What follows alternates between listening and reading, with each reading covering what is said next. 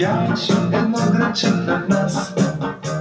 Едно граче се седи си заето.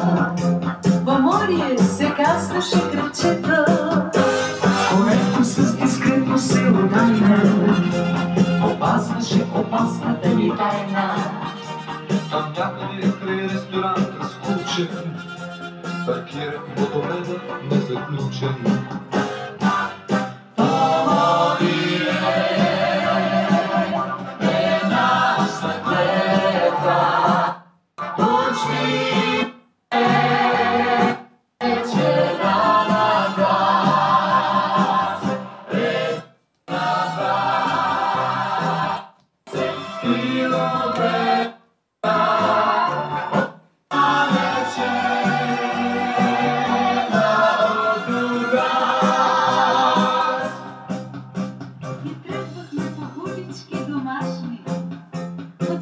Смях и под смокини прашни, вървяхме млади влюбени транзитни, край дворчета съвсем и любопитни.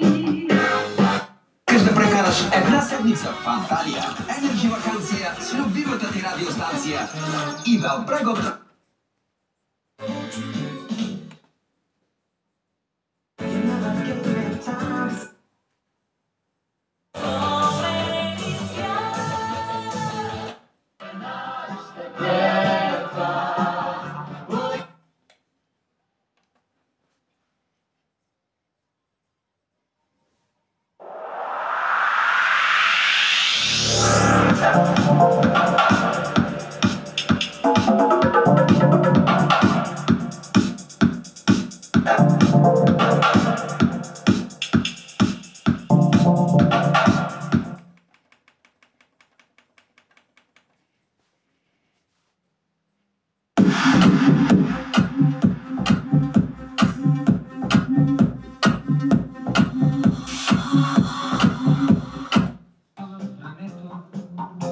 На 20 километра крачето.